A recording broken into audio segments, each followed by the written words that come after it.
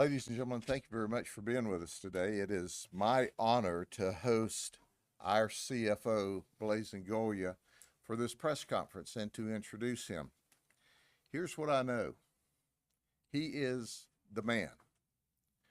I see about this fraud and waste, and you're seeing it in Minnesota about all this fraud. That doesn't happen here.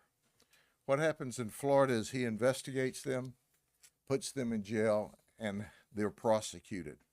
He keeps Florida safe. That's why we're glad to stand with him today.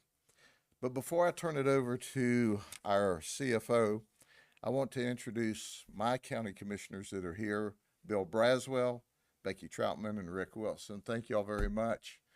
When in this county we need help, they're the ones that have my back, along with their two colleagues that couldn't be with us today.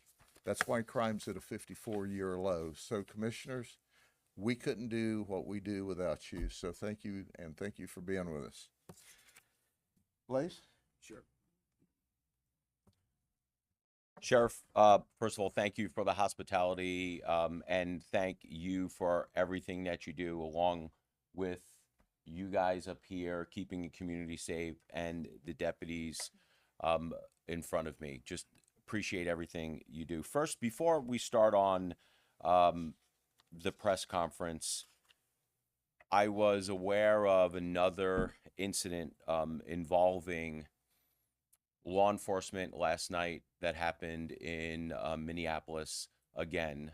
And look, I'm for the people who know me, know that I don't bite my tongue very well. And when I see stuff like that, I get very angry and frustrated at the lack of leadership in some places of the United States, definitely not in Florida, because I think we do things different here.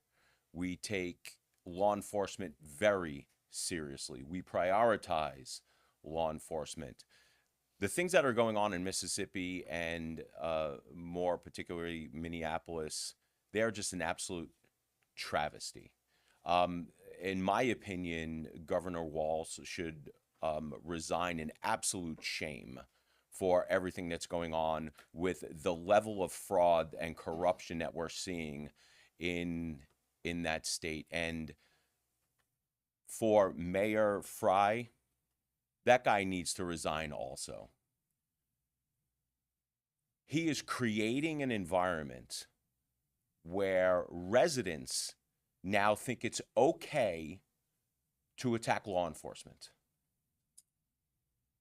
This would not have happened if it wasn't for a mayor of an area getting on TV, making excuses for people to create crimes and inflict pain and harm upon law enforcement.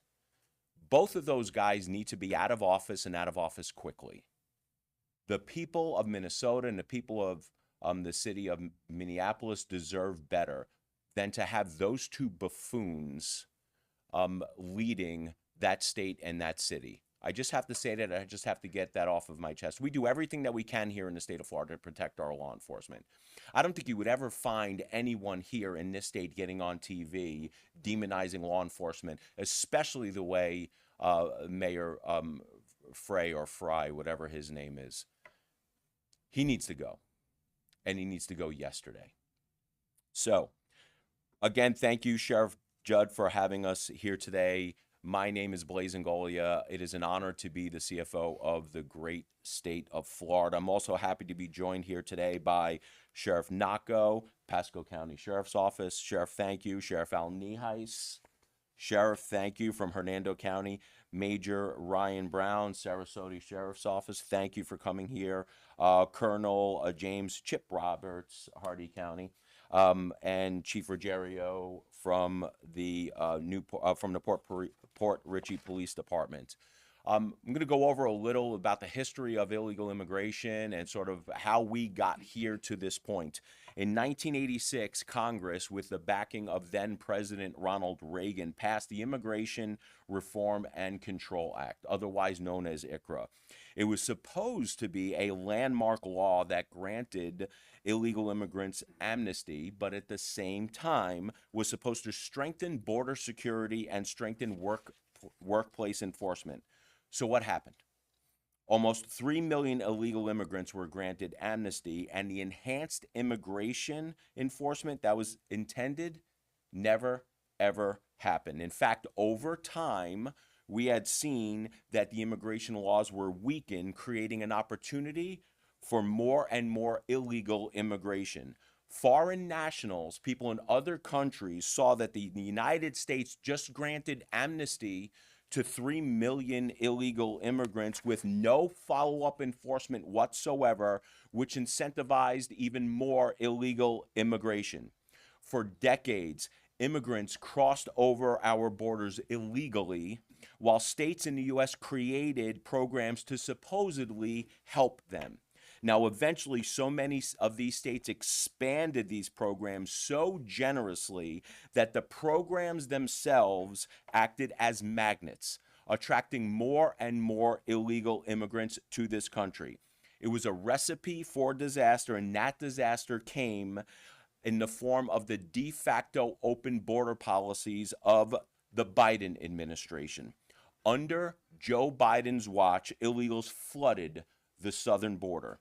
We went from a promise of illegal immigrant enforcement that never came to Border Patrol being sidelined by open border leftists and pro-amnesty policies, allowing anywhere in total about 17 to 21 million illegal immigrants eventually entering our country illegally. Why? Because they receive generous public assistance at the taxpayer expense. In fact, you guys have seen this just recently, a couple of years ago, that many illegals were being housed in New York City in hotels. Think about that. Not taking care of our veterans, demonizing law enforcement, but yet putting people come over to this country illegally in nice hotels in New York City. In many states, illegal immigrants can receive free health care, free education, free legal advice, food stamps, unemployment, reduced tuition, driver's licenses, auto insurance, law degrees. Think about that. An illegal immigrant could become a lawyer in places in the United States when they were promising and swearing to uphold the laws of the United States, when they broke the law actually getting into this country in the first place. Why, with all of this, would someone want to wait 10 years and spend $50,000 or $60,000 to come to this country legally when they can give $10,000 to the drug cartels and get humans smuggled over the border to become an illegal in this country? Why spend all that time, energy, and money coming here legally when we are incentivizing people to come over illegally? While Biden and his cronies allowed illegal immigration to wreak havoc on our country, Florida understood that any incentive for illegal immigration had to be removed, and we had to be bold in leading the nation against woke open border policies. That's why we worked hard to ban sanctuary cities, enhanced criminal penalties for human smuggling, and added human smuggling to the list of crimes allowed under prosecution under Florida's RICO's Act. We stopped the issuance of driver's license and community IDs to illegal immigrants. We implemented mandatory DNA testing for illegals who commit crimes to get them in a database. So if they committed a crime, a more heinous crime later, we would already have their DNA. We mandated that hospitals start tracking how much money was spent on delivering health care to illegal immigrants. We stopped in-state tuition for illegal immigrants. We said that everyone had to, if you're a business, we mandated use of E-Verify for everyone. We stopped the practice of any illegal immigrant getting a law license here in the state of Florida. And probably most importantly, and one of the reasons why we're here today, mandatory 287G, where we have a partnership with the federal government and our law enforcement, the guys and the gals standing behind me and in your communities, so we can rid our communities from the criminal element, those illegal immigrants who are here commit crimes. But thankfully, we are living in a new age with new leadership of accountability and law and order. The days of the open southern border are over.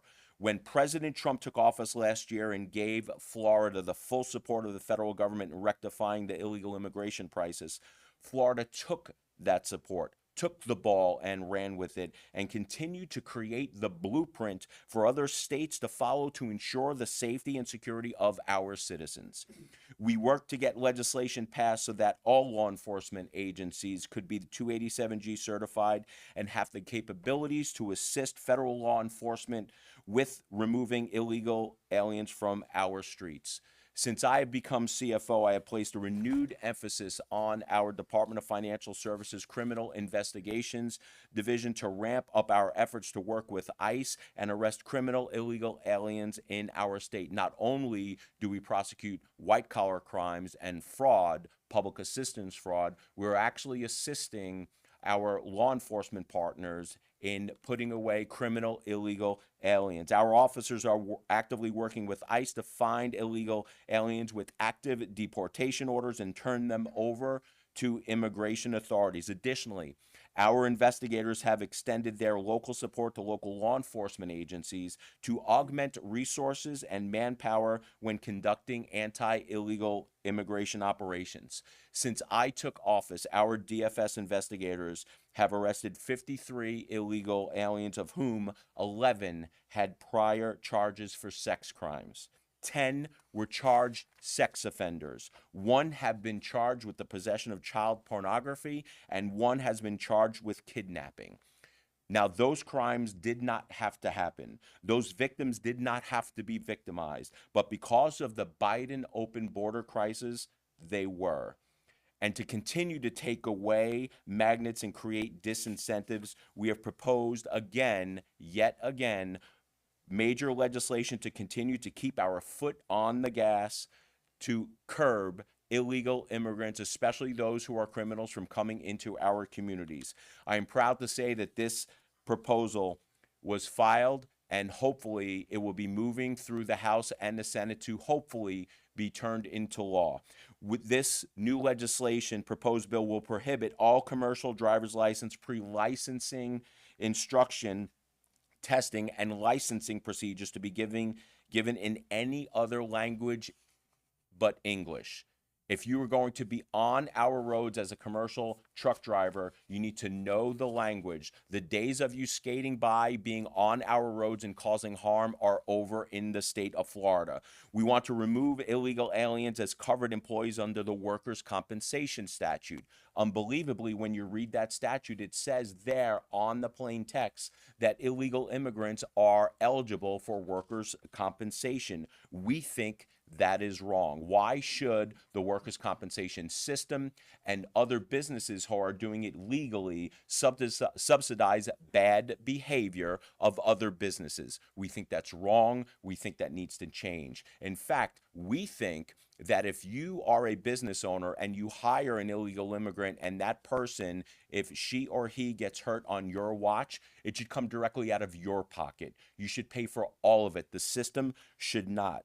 In fact, we go a step further to say and protect the system, the workers' comp system, that if anybody gets hurt on the job, before we issue any benefits, we have to check the E-Verify system to make sure that they are in the country legally. And if they are not, then the business needs to take care of it and make the employee whole. We want to end the use of illegal IDs from sanctuary states to open up bank accounts and cashier's checks, because we know this is one of the ways that they feed money back to not just the people in the country that they came from, but to the drug cartels who paid for smuggling them over the southern border to get here. We want to ban illegal aliens from benefiting from down payment assistance programs meant to help Florida's families own their own home and prevent illegal aliens from getting silent second mortgages. We want to prohibit illegal aliens from receiving any license issued by the Department of Financial Services. Not that we do it now, and we won't do it on my watch, but you never know who is going to be in this position 10, 20, 30 years down the road. We want to make sure it's in law so that never happens. And we want to require car insurance companies that insure illegal aliens using outlawed driver's licenses to fully accept the financial burden of a car accident involving an illegal alien. Some states offer driver's licenses to illegal aliens. In fact, some states are proud. Gavin Newsom did a press conference and sent out a press release that they were proud. I think it was about a year ago that they issued the 1 millionth license to an illegal immigrant in their state. Bad idea. But what we had found out, unbeknownst to us, that there are actually insurance companies that will offer and market to illegal immigrants for them to get insurance.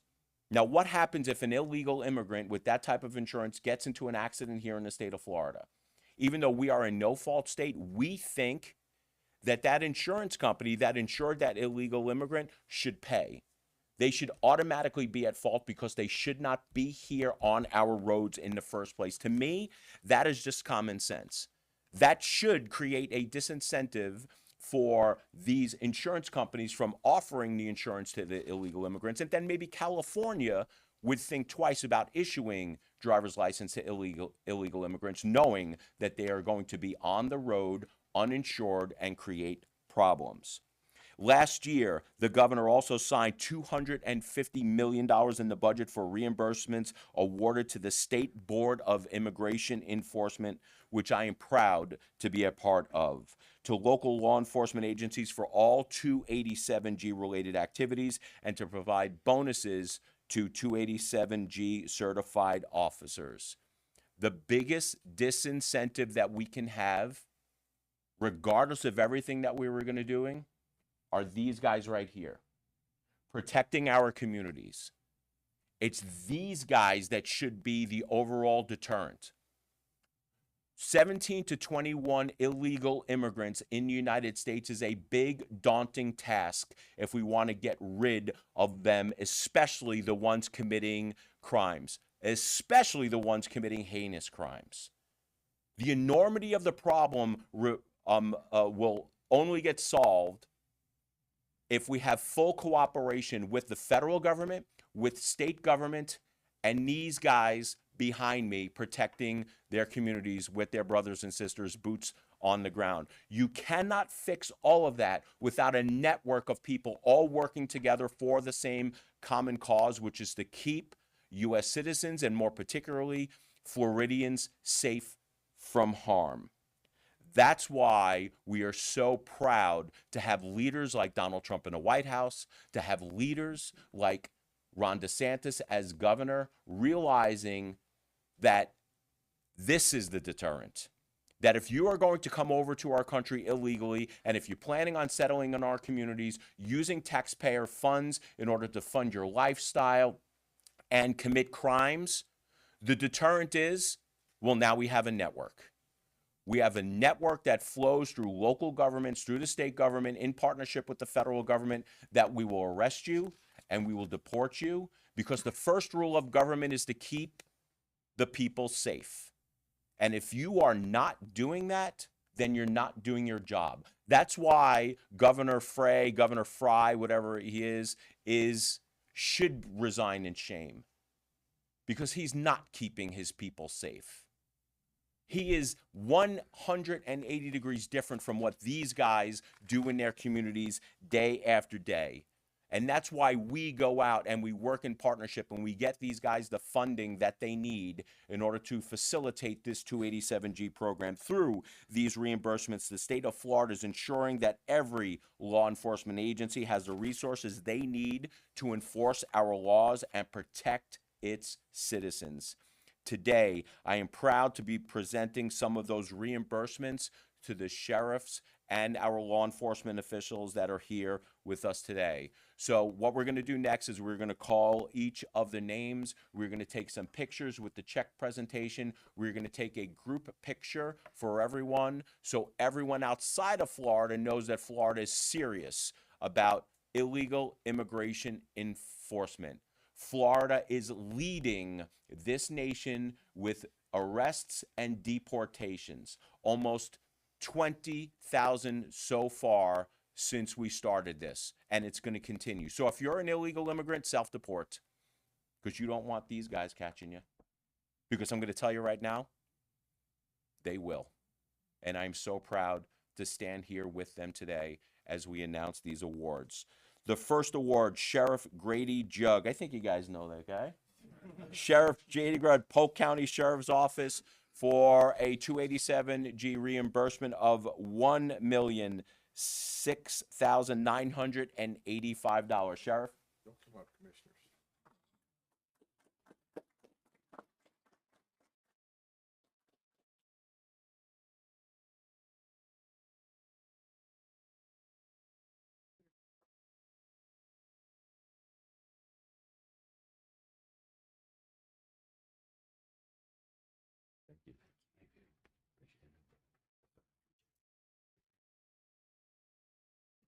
Next up, I just want to see Grady try to put that in a drive-through window. That would be. Ride with me and you'll see. All right, we'll do it. I think that might make a new viral video. We should try that later. Sheriff Al Nienhuis, Hernando County Sheriff's Office, for an award for $321,112. Sheriff? You are too tall. Thank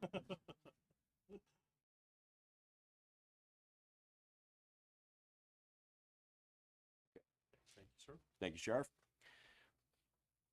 Major Ryan Brown, Sarasota Sheriff's Office, for an award of $283,389.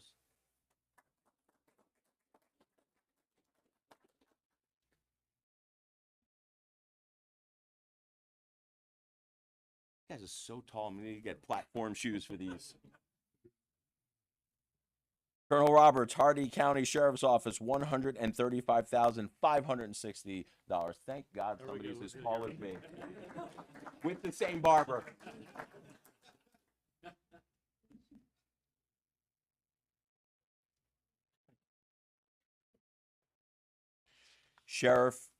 Chief Frank Ruggiero, Port Richey Police Department, $32,850.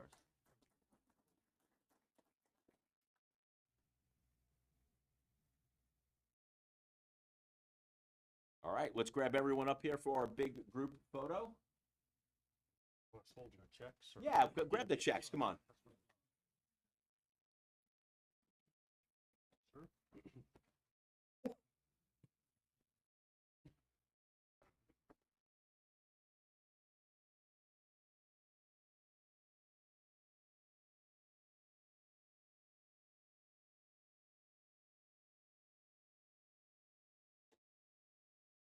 Awesome. Thank you, guys.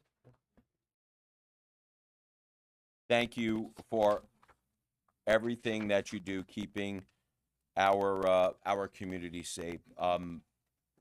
We know how hard it is, the jobs that you do. Please, on behalf of the governor, on behalf of me, the rest of the Florida cabinet, heck, on behalf of every single citizen of the great state of Florida, go back to your people, your deputies, your police officers, and tell them thank you on behalf of us. We appreciate that. So now I'm going to call up Sheriff Nocco from Pasco County, talk about some immigration enforcement. Sheriff. Thank you, brother. Appreciate it. Thank you. Morning, everybody. Chris Nocco, Pasco Sheriff's Office. So just a couple of things that was touched upon before, but I want to make sure everybody's aware. They don't usually, hear it, but the more you hear it, the more you understand what we do as law enforcement. In the past 90 days in Pasco County, we arrested 10 individuals. They had state charges, but then also were here illegally. So we're going after people that have state charges already. These are criminals in this country, but they're already committing crimes in our community, like you've heard our CFO talk about. The other one, too, is we had two heinous cases. One was last February, where an individual was in this country illegally, raped an underage girl, and we also had a 12-hour manhunt trying to find this individual. The other one was this past September, where there was an individual in this country here illegally who was, committing crimes that included human trafficking and also raping a juvenile. So we're going after the worst of the worst in every community. We're going after people that are committing crimes, but then we're also, these people are here illegally and they shouldn't have been here. And like CFO Blazing Goya said, these are crimes that should have never have occurred. These are victims that should never have been victimized. And these are the people that should have never been in this country. So I want to thank, CFO Blazing Goya. I was about to say senator, but he keeps getting promoted, and that's a good thing. Because I can tell you, Blazing Goya is somebody, when he was in the legislature and now as our CFO, is somebody who stands with law enforcement. He's somebody who's protecting law enforcement, make sure we can go do our jobs. Because unfortunately, as you see across the country, there are elected officials that don't protect law enforcement. And yes, we do need protection, because there's people that can create bad laws, that can do things to harm law enforcement from helping our community. The other one is, I'm going to go back to, I want to thank President Trump, the leadership we have in the state of Florida with Governor DeSantis. I go back to Blazing Goya. He's part of the cabinet. And so everybody recognizes that being part of that cabinet is critical to decisions that are made in the state of Florida. That's why we need leadership like Blazing Goya to be in there to keep us safe, to protect the citizens for years to come. The other one is our legislature. We're blessed in the state of Florida to have an unbelievable legislature that create the laws that are protecting the citizens. But where does it ultimately come back to? It comes back to our citizens. In the state of Florida, we are absolutely blessed by God to have great citizens and great voters, because they're the ones who are making the decisions to make our community safe. They are the ones that are making decisions to make Florida safe and a place where people want to come. There is a line out there of lawlessness that everybody sees. There's chaos that's going on, but you do not see in the state of Florida, because our voters do not want that. Our citizens who we report to do not want that. It is horrible. It's horrible for a law enforcement officer. It's horrible as me as a father. It's horrible as me to see what goes on in these communities. Think about it. They are blocking roads. They're out there. Everybody has a constitutional right to protest. They have a constitutional right to protest. What they don't have a constitutional right to do is to infringe their constitutional rights on other people. They do not have that right to go out there and harm other people, to disrupt other people's lives. So when they're blocking roads, did anybody ever think there could be somebody's loved one in an ambulance that can't get to the hospital because that road is blocked? Does anyone ever think that, there is that mother who's been working all day who has to rush home because their kid has to get to soccer but can't get there because, there's people blocking the road. There's things that are disrupting society. It's not going to happen in our state. I'm super proud to be a sheriff. I'm super proud to stand here with our law enforcement officers, because I will tell you, that's not going to happen here. You sit in a highway, you sit in a road, your ass is going to get pulled up quicker than you can think about it, because that's the way our citizens want in the state of Florida. Absolutely, everybody has rights. They have constitutional rights, but you do not have the right to go out there and firebomb cars. You do not have the right to harm federal agents or law enforcement agencies. You do not have that right. So I want to thank CFO Blazing Goya. He's a leader that is absolutely making positive changes in our state, and I support him because I know in the future he's going to be up there fighting for us. I also thank our God Almighty. I ask him to bless and protect all of us, and there's so many law enforcement officers here. There's so many that are working the roads right now, and I ask everybody at home, please pray for them. Please pray for their families, but also when you vote, when you go out there and you say, this is what I want in our community, please think of them. Think about making Florida continue to be safe and a place where people want to come, because we want people to flourish here. Thank you very much. Appreciate Thank you, you. sir. Thank you. Next up, Sheriff Al Nienhuis, Hernando County Sheriff's Office. Sheriff. Good afternoon. Hernando County Sheriff Al Nienhuis, and I've had the pleasure of knowing now our Chief Financial Officer, and as Sheriff Nocco said, Senator, and sometimes it's hard not to call him Senator, but I even knew him pretty well and considered him a friend before he actually took elected office. And I will tell you that one thing about Blazing Goya is you never have to wonder what he's thinking. He is going to tell you like it is, but he's going to have dialogue. He's never going to blindside you. He's never going to say one thing publicly and another thing privately, or do something privately. And he and I have had a lot of private conversations, and what you see publicly is what you get privately. And in law enforcement, that sometimes can be a rare commodity in general, and certainly when it comes to those people in positions of authority and in governance. So I want to say I appreciate our friendship, Blaze, and I appreciate his support of law enforcement. He knows a lot of people. He's from my area. He knows a lot of people in my sheriff's office and interacts with them on a regular basis. And to say he is supportive is a huge understatement. But he's also very pragmatic businessman, and I appreciate that about him as well.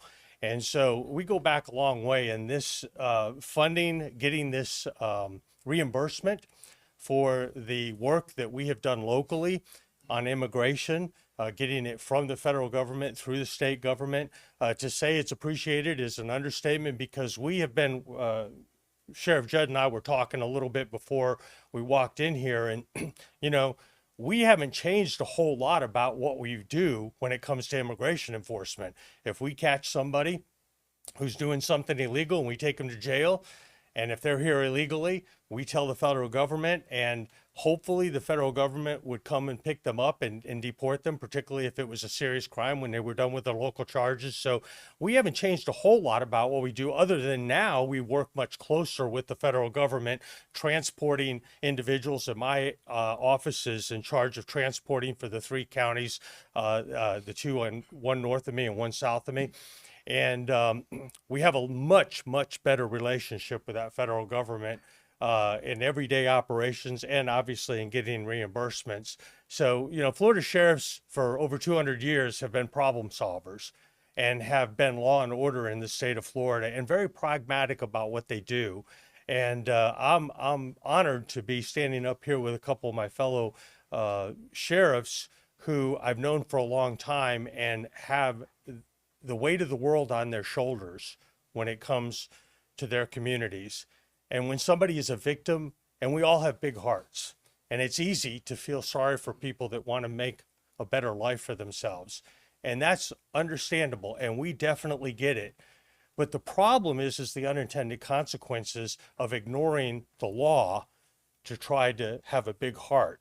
And then you have victims that are created who otherwise would not be created, because there are people who don't want to follow the law.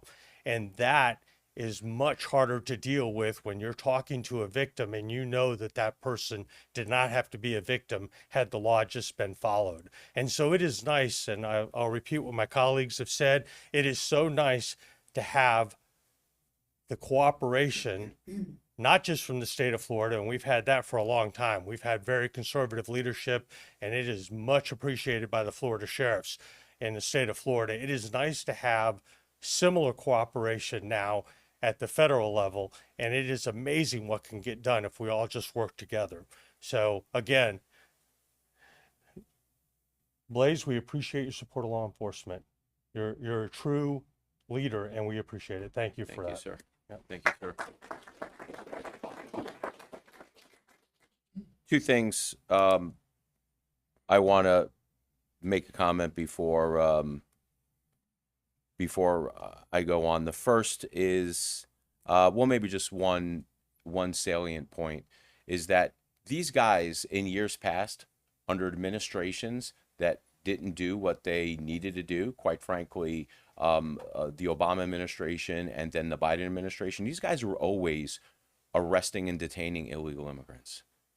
The difference is that they didn't, when they called up to the federal government and said, hey, we have the bad guys, you know what you got on the other end of the line? Crickets. They didn't care. They did not care, and that's the difference between what you're seeing today and what you've seen before. So just want to make that point. Next up to speak, Mayor Brown, Sarasota County Sheriff's Office. Did I say mayor or major? Mayor. Okay. Major. I think I just promoted him. Major Brown, or demoted him, depending upon how much you like politics or not. First of all, I want to thank you, sir. Thank you, sir. And thank you, Sheriff Judd, for having us. Appreciate it. So my name is Ryan Brown, and I'm the law enforcement major of the Sarasota County Sheriff's Office. I'm here on behalf of Sheriff Kurt A. Hoffman, who could not be here today. He's holding a promotion ceremony for some of our folks at the agency. It's a great day back at Sarasota. So what I like to say is, as an American, you should be proud of what we're doing here. As a Floridian, you should be proud of what we're doing here. What we have is we have a president of the United States who has a goal, who has a vision. We have a governor who has a goal and a vision, and we're putting it into action. And you have 67 sheriffs, 67 counties coming together in a collective effort to make Florida the best place to live, work, and visit. And I firmly believe, as a born and raised in Sarasota and a lifelong Floridian, that this is the best state in the country, and we have the best country in the world. And in order to do that, we have to take care of our citizens and make sure our citizens are safe. We are public safety officers, we are crime fighters, and that's what we do.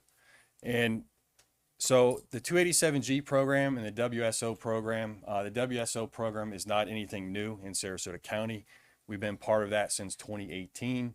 It's where we have warrant service officers in our jail, and they can help out with the deportation program. 287G is newer for us, but what that means is we have certified officers on the road, or deputies on the road.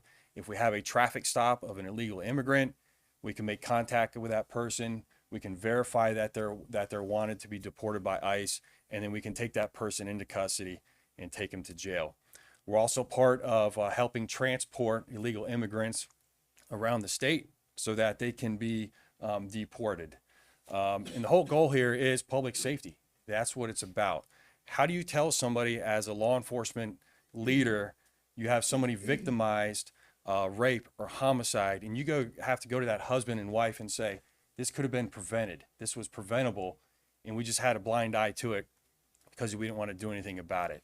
So the time is now. The time is changing, and we're going to be part of this effort. And if you're here illegally, you need to leave. Especially if you're here committing crimes, we're going to find you. I also like to say something for all of our deputies and federal agents. We're all human beings. We're husbands, we're wives, we're people in this community. And folks up in Minnesota, our ICE agents are trying to do their job. And for them to be victimized, if you come to Sarasota and try to hurt one of us, we're going to use reasonable and necessary force back in order to do our job. But on a normal basis, we treat everybody fair and with respect. That's just how it is. So really nothing's changed in that part. But for those federal agents up there, they have our support. And you cannot victimize or hurt a law enforcement deputy. That's absolutely unacceptable. With that, I just want to thank everybody for being here. Thank you for your time. And thank you, Blaze and Golia. We appreciate all the support. Appreciate it. Thank you. Thank you.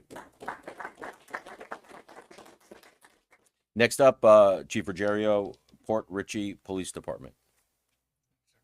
Or is it Mayor?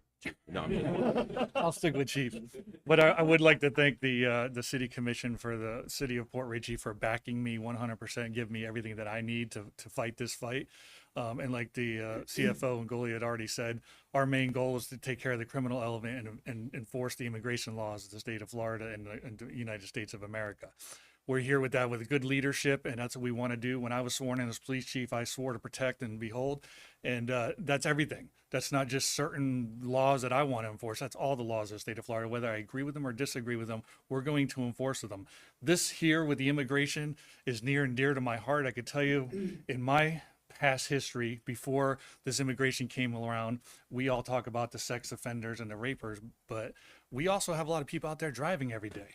And I've worked those fatal crashes where we've had illegal aliens kill somebody, specifically a 16-year-old girl, and just leave her for dead on the side of the road because they didn't want to get deported. And then we had to track them down, which we did. And we'll take the enforcement action that's necessary because we're not going to put up with it anymore.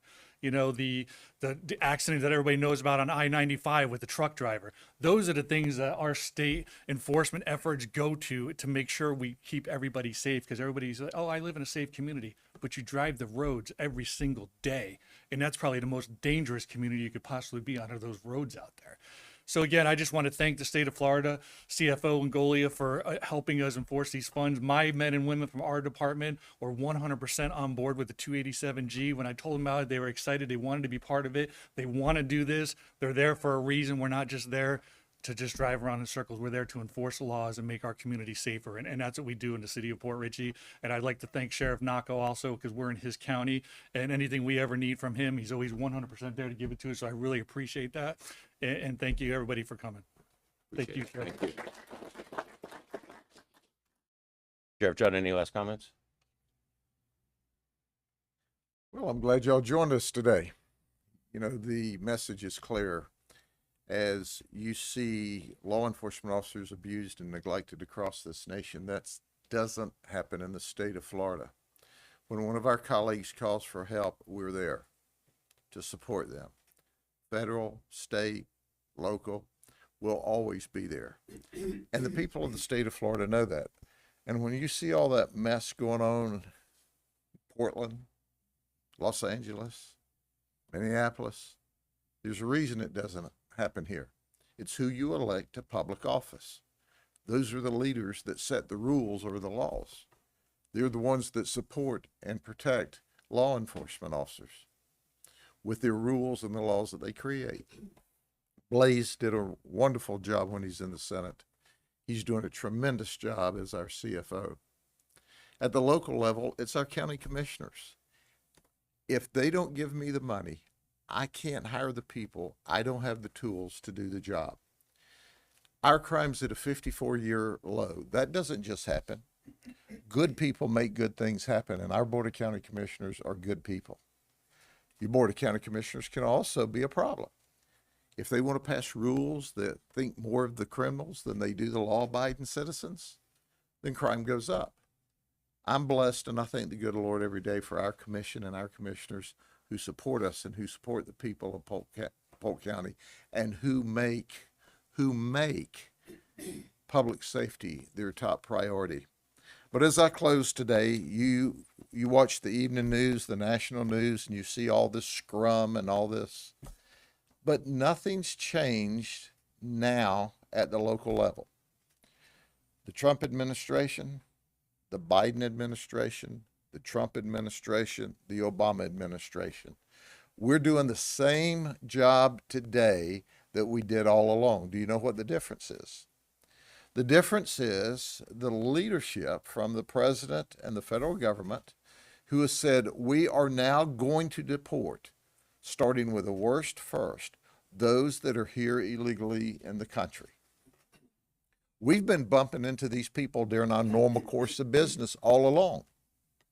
We've been reporting them to ICE all along. And all along, ICE has not taken very many of the people out of this country because that was a decision by the federal government.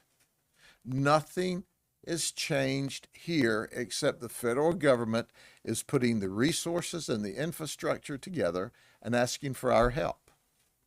And I want to brag on our governor, Ron DeSantis, and our legislature, our Senate and our House.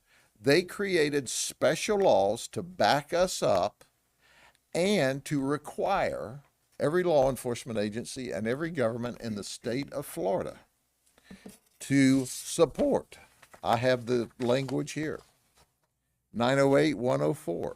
Law enforcement agencies shall use their best efforts to support the enforcement of federal immigration law. In these other states, the antithesis is occurring. They're passing laws prohibiting local law enforcement from assisting. But let me tell you something. I'll just share this with you. If I'm a law enforcement officer in Minnesota or California, wherever I'm a law enforcement officer, if one of my federal partners calls for help, I'm going to them. I don't care what the mayor thinks. I don't care what the city commission thinks. You're not going to run over our brothers and sisters in this business. And that's the way we do business in Florida, but that's the difference in who you put in office and the rules that they pass.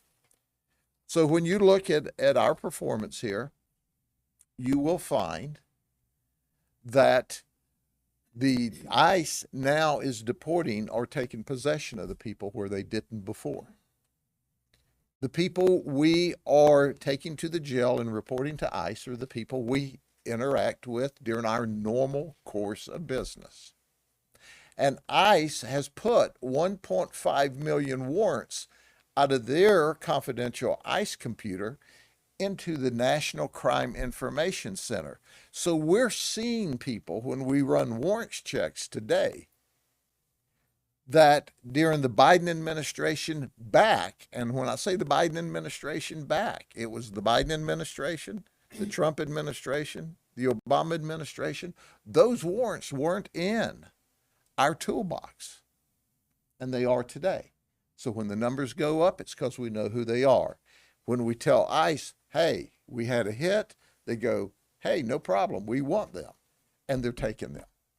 So you can watch all this, and this gnashing of teeth, and you can tell when those politicians from those states are lying. Their bottom jaw's moving. We speak the truth in Florida, the free state of Florida. Thank you, Blaze, for everything you do. All right? Appreciate you. God bless y'all.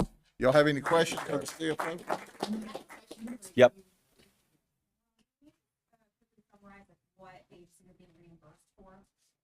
That might be a process question. You want to answer the question on process? No, go ahead. We're reimbursed for our resources, whether it be our book-in cost, our initial housing cost, whether it's transportation, fuel, gas, equipment, law enforcement officers' cost. That's what the reimbursement is for. $1 million is a lot of money. So is that like the largest or one of the largest amounts that you?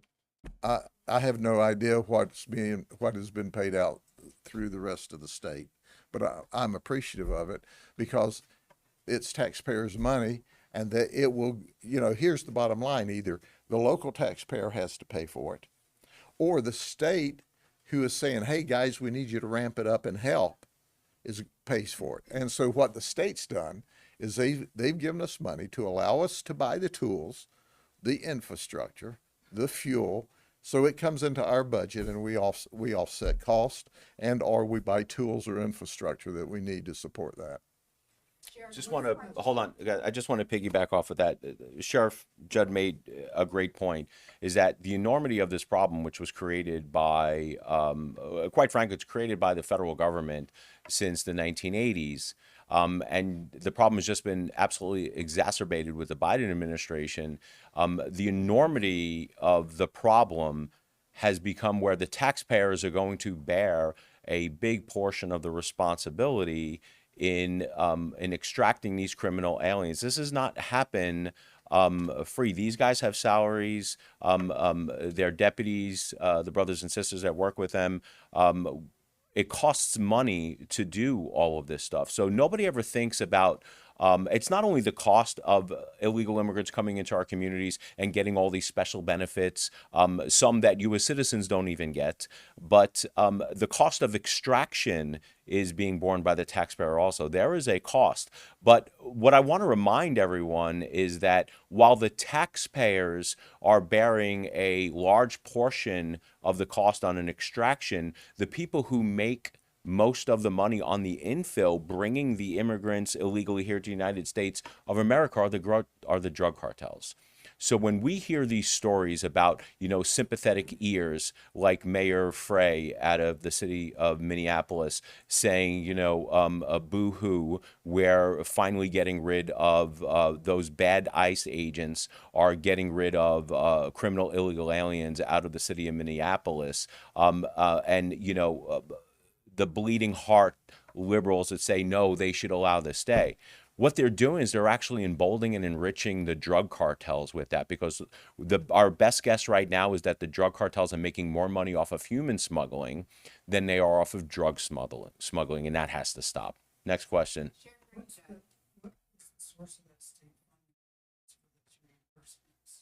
Federal government. Federal government 287G partner comes in, and then they make application for the amount of money that they need and it's a reimbursement program. Yes, sir. Let me ask you. What outlet are you with? Channel it. Okay. So let me ask you a question about a specific situation you may or may not be aware of, but I want to kind of ask a bigger picture question. And that it was Pinellas County Sheriff's Deputy Michael Harper was tragically killed when he was run over by a piece of heavy equipment when he was doing traffic enforcement. He was run over by a man that was later arrested. He was working on a FDOT contract. That individual was later discovered to have used false identification. It was a Honduran national. Everybody on the crew, the turns out, was here. This individual is still going through the court process, but my question is, how do you ensure that companies, especially those who are using state of Florida tax dollars, are hiring people who are here legally? And do you now go after that company to ensure that they don't do this again?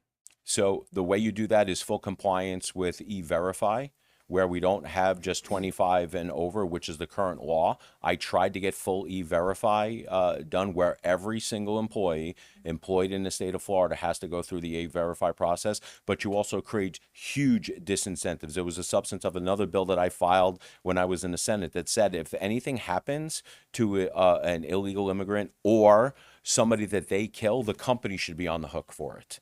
The way you fix that problem is by huge disincentives. So the first way you do it is to make sure and ensure that no illegal immigrants that do not have authorization to be in the United States to work legally are not able to work legally. And that's making sure that you have every person going through an E-Verify process and big disincentives and penalties for the companies that hire them. So do you Next. think that company is one that should be looked into? That is a blanket statement for everyone and anything that happens in this country. That my stance on that is not going to change situation to situation. Next question. Yes, ma'am.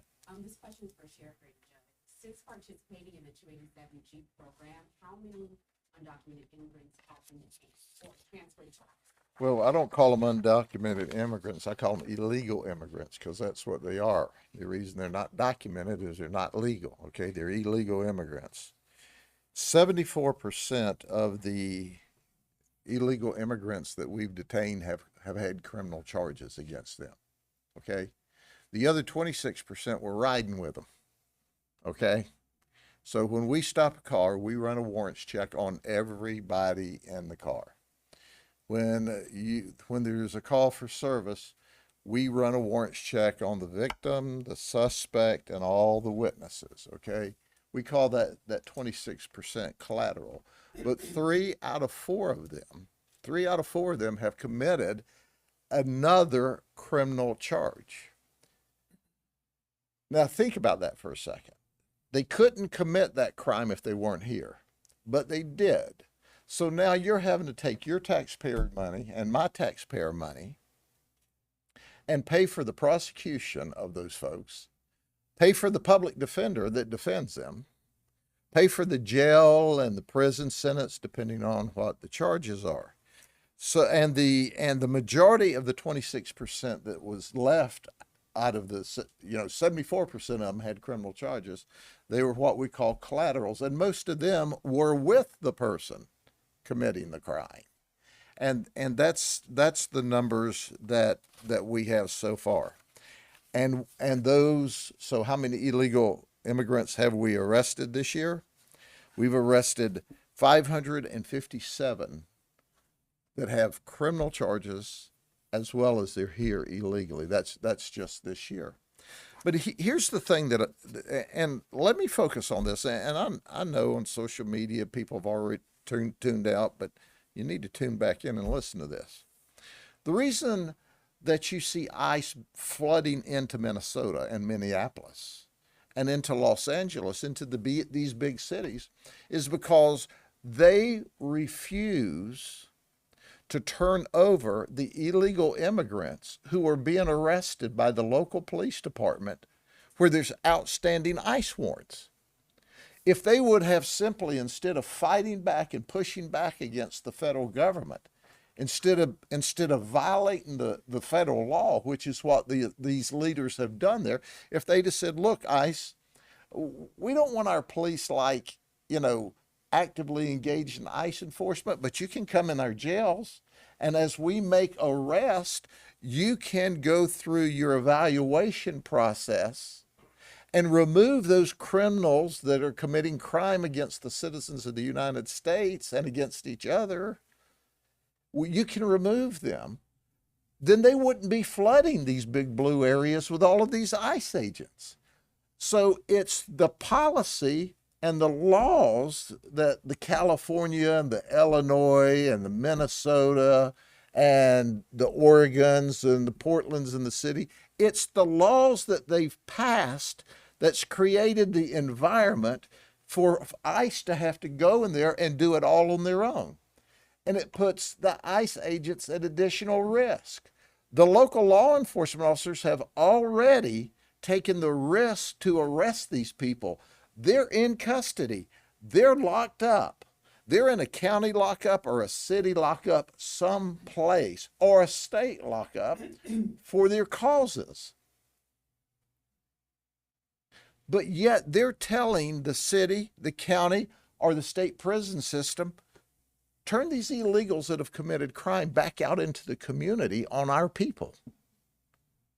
And so if ICE can't get help from the state and the local folks, then they have to send more resources in order to do the job. All of this could have been avoided. All of this could have been, you don't see that happening in Florida. You don't see ICE sending 1,000 people down here to go into Miami or Jacksonville or Tampa or Orlando or our big metro areas. You don't see that. You know why? Because we're cooperating. And this same environment could be in every one of those states if the state had cooperated.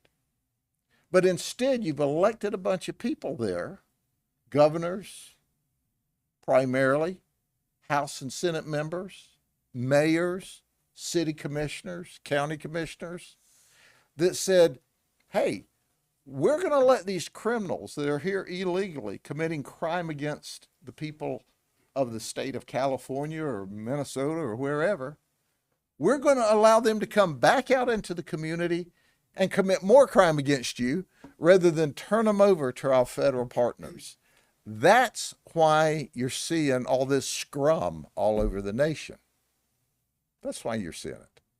If they were cooperating like Florida was cooperating, there would not be the protest. There would not be the conflict. People wouldn't be angry. They wouldn't be going to businesses because they would be caught up like they are in Florida when they're committing crime and we turn them over to ICE. They're already caught and they're out of the country. That's why you're seeing this. It's created by the law and the practice and the policy of the elected officials at the state level, the county level, and the city level, telling them to oppose federal law. Now, why in the world you want those people in those positions that think it's all right to oppose the law, that think more of the criminals than they do the suspects? I don't know. That's why we call this the free state of Florida, because we're for the people. They're for the criminals. Sheriff, what's the percentage of deputies that We have, they're called DIOs. Every deputy can detain and report to ICE, okay? We've got approximately 250 that have got the specific ICE training so that they understand the nuances of the ICE laws. But still, whether you're DIO trained or not, we can't enforce the law. We just have the tools to easily recognize that in addition to the databases, this person's illegal. Then we report them to ICE, and ICE tells us hold or don't hold. So all we're doing is helping ICE. All we're doing is helping our colleagues that are enforcing federal law. And that's why if you don't like any of this, and go to your Congress people, your senators and your House members, and get the law changed. These other states are defying the law, the rule of law, and that's the first step toward anarchy. I mean, we all studied that in civics. Oh, wait a minute, they don't do civics classes anymore. Anyway, in a minute I could get to preaching. But Jesus loves you, you know what I'm saying? Yes, ma'am.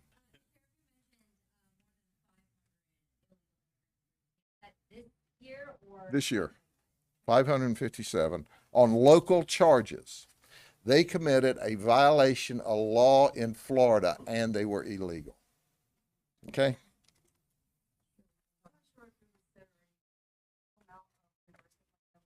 I'm sorry, say that again? I'm not sure if it was set already, but what's the total amount of reimbursement like that was given? We can get that. They'll get We that can get for you. that. Sydney in the back can get you I that. understand that Sarasota County now has ICE actually in the county jail. Do you have that here? Yes, we have ICE agents that work in the jail, and they do that work for us. When they're not there, because they're not there 24/7, then what we do, we have people trained there that contact ICE call centers. I'm telling you, folks, they're trying to demonize ICE. We work with them hand in glove every day. They are wonderful, dedicated, hardworking law enforcement officers, and they're not getting crap thrown at them in the state of Florida. They're not ginning up people that are not happy in the state of Florida because we're not putting them in that position in the state of Florida. Pick your state where they don't cooperate with ICE. The state governors and mayors and legislators are creating this conflict and this assault on our ICE agents because they won't support the federal law. Sure, there's been reports and videos circulating showing ICE officers in Minnesota and other places going after people that were just shooting video of them or protesting, using tear gas on protesters and journalists. Do you have concerns about any tactics that the ICE officers are Well, using? I'm not sure there's anything wrong with spraying journalists with tear gas, is there? Just kidding. You can't tell from an individual video clip of what's happening. And because, for example, the shooting last week, right? If you notice, that lady's car was sideways in the road. Well, why was her car parked sideways in the road? Well, she was obstructing them during the performance of their job. So when you see a video clip here or a cell phone clip there, that doesn't tell the story at all. But I can assure you of this, that the protocols and what law enforcement officers are taught, hey, if you're standing on the sidewalks protesting, taking videos, that's cool. That's good. But if we're in an enforcement action and you're down in our face obstructing us from doing our job, that's a violation of law. But you can't look at individual clips and discern exactly what's happened because you have to do the before and after.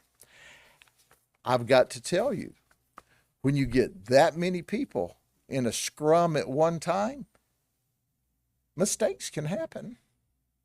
Mistakes can happen. But you had a good question there to it. You said, well, they're spraying chemical agent on reporters. My goodness. We don't do that here. We love our reporters. CFO, Yes. so with proposed legislation that's being filed, what's the next step? So the legislation has been filed. Legislative session started on Tuesday. So the next step is meeting with the Senate President, meeting with the Speaker of the House, meeting with the chairs, and make sure that it moves through the committee process. What we have filed may not necessarily be the end that gets signed into law, but we're going to make sure, no matter what, that what we do is going to be the toughest that it possibly can on cracking down on illegal immigration. I think that we in the state of Florida need to view illegal immigration reform as something that we do on a yearly basis. The same way, after every election cycle, we normally offer an election security bill to find out what the bad actors did in the last election, and we make sure that it doesn't happen in the next election. I think that an immigration enforcement bill should be standard fare every year in the legislature, because no matter what law we put on the books, you are going to have the nefarious actors try to work against those laws to circumvent the laws to effectuate more illegal immigration. I do want to piggyback off of one of the comments that the sheriff that made in talking about sanctuary policies. Sanctuary policies need to go in the United States. And he's not wrong. Sheriff Judd is 1,000% right. You will have an illegal immigrant commit a crime, let's say in Oregon, and they're an illegal immigrant, and sometimes these crimes are heinous. And in years past, under previous administrations, they would call ICE and ask them to deport, and they wouldn't. And they would eventually wind up in, say, like Washington State, Seattle, another sanctuary jurisdiction, only to find out that that same criminal illegal alien committed another crime there, and it was the sanctuary policy that attracted them there. The easiest way to get rid of sanctuary policies is maybe we should start charging the politicians with crimes that vote for the sanctuary policies and make them accessories to whatever crimes are committed by illegal immigrants in those jurisdictions, because to me they're absolutely complicit in the crime, because it never should have happened in the first place but for those sanctuary policies, but for some politician voting thinking that that's okay. The legislation you mentioned, is that one particular bill or multiple bills that you have to number? So there are a couple of different bills moving through the legislature. Senator Martin and Representative Bernie Jacques, I believe, are carrying the large immigration proposals. There's one proposal that is going to set the E-Verify threshold at 0, which I wholeheartedly agree with. And then they are both carrying the large piece of immigration enforcement proposal that we have drafted out of our office. Any other questions? Guys, thank you for coming. God bless you guys. God bless the great state of Florida. Thank you, guys.